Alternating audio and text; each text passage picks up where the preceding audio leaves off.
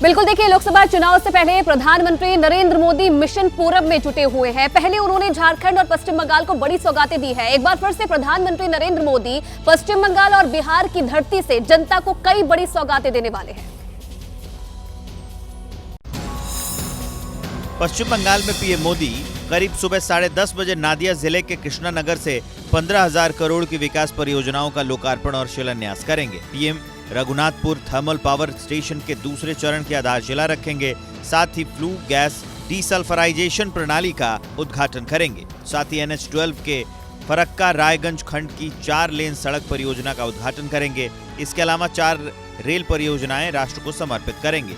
करीब दोपहर 2:30 बजे पीएम मोदी बिहार के औरंगाबाद पहुंचेंगे, जहां 21,400 करोड़ की परियोजनाओं का लोकार्पण और शिलान्यास करेंगे। पीएम राष्ट्रीय राजमार्ग परियोजनाओं का उद्घाटन और शिलान्यास करेंगे।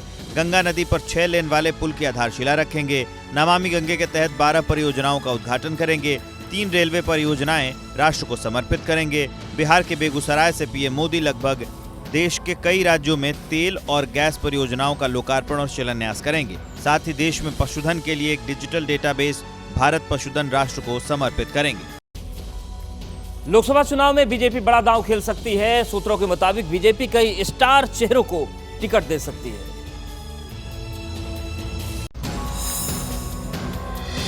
सूत्रों से मिली जानकारी के मुताबिक बीजेपी आगामी लोकसभा चुनाव में कई सेलिब्रिटीज को चुनावी मैदान में उतार सकती है। इनमें पूर्व भारतीय क्रिकेटर युवराज सिंह को बीजेपी गुरदासपुर से उम्मीदवार बना सकती है। वहीं अभिनेता अक्षय कुमार को चंडीगढ़ या दिल्ली की किसी सीट से टिकट दिया जा सकता है। वहीं जानकारी मिली है कि बीजेपी पूर्व सांसद और फिल्म अभिनेत्री जया प्रदा को दक्षिण भारत की किसी सीट से चुनाव लड़वा सकती है। इसके अलावा तमिलनाडु के बीजेपी नेता और पूर्व अभिनेत्री खुशबू सुंदर को तमिलनाडु की ही किसी सीट से चुनाव लड़ाया जाएगा। हेमा मालिनी को फिर से मथुरा से चुनावी मैदान में उतारा जा सकता है। कयास लगाए जा रहे हैं कि बीजेपी कई सेलिब्रिटीज को टिकट देकर चुनावी माइलेज हासिल करने की कोशिश में है। हालांकि ये वही सीटें हैं जहां बीजेपी मजबूत स्थिति में है।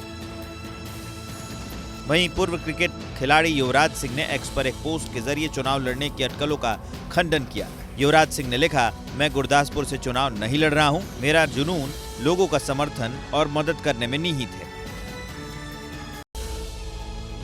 देखिए, इधर चर्चा ये भी है कि पहली लिस्ट की चर्चा के बीच बीजेपी बाकी राज्यों में भी अपने गठबंधन को फाइनल करने की कवायद में जुटी हुई है। और ये भी जानकारी मिल रही है सूत्रों के हवाले से कि 3 मार्च तक बीजेपी कई राज्यों में अपने गठबंधन को फाइनल कर सकती है।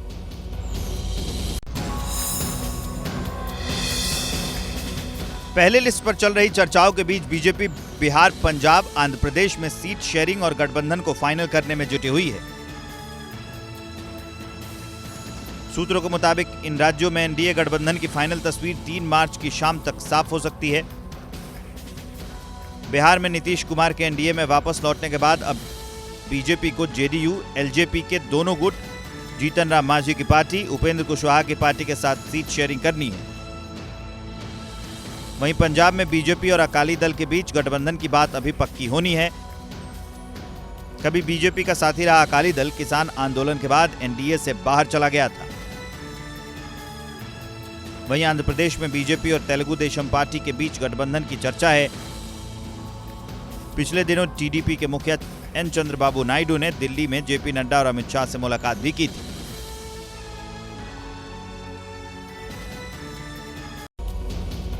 राहुल गांधी की भारत जोड़ो न्याय यात्रा आज मध्य प्रदेश के मुरैना में दाखिल होगी। उसके बाद ग्वालियर में एक बड़ा रोड शो होगा। कांग्रेस के कार्यकर्ता न्याय यात्रा को सफल बनाने में जुटे हुए हैं।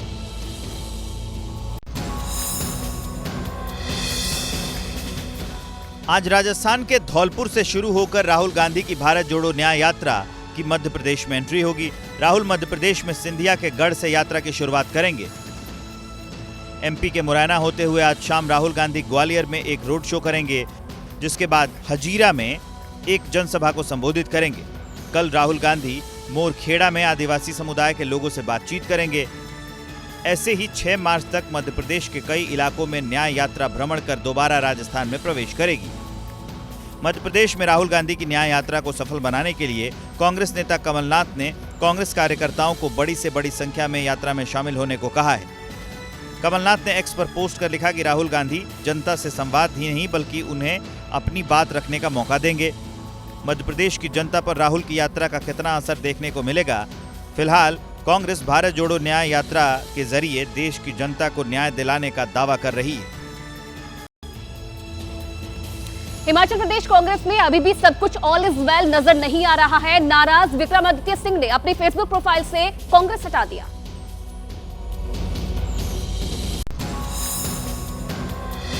हिमाचल में संकट टलने के कांग्रेस के दावों के बीच मंत्री विक्रमादित्य सिंह ने अपनी फेसबुक प्रोफाइल में बड़े बदलाव किए। विक्रमादित्य सिंह ने अपनी प्रोफाइल से पीडब्ल्यूडी मिनिस्टर और कांग्रेस लीडर वाली अपनी पहचान को हटा दिया। अब फेसबुक पर विक्रमादित्य की पहचान सिर्फ हिमाचल का सेवक के तौर पर है।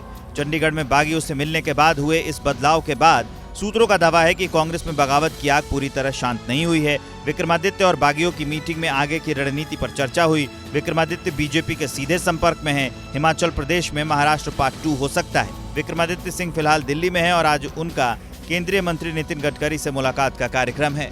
विक्रमादित्य जी मेरे से उनकी बात हुई, उन्होंने कहा कि कुछ के फोन आए होंगे और ये वापसी करना चाहते हैं।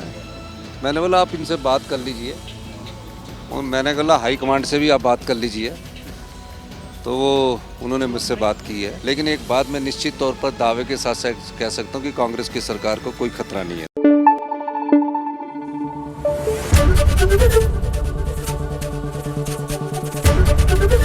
एबीपी न्यूज़ आपको रखे आगे।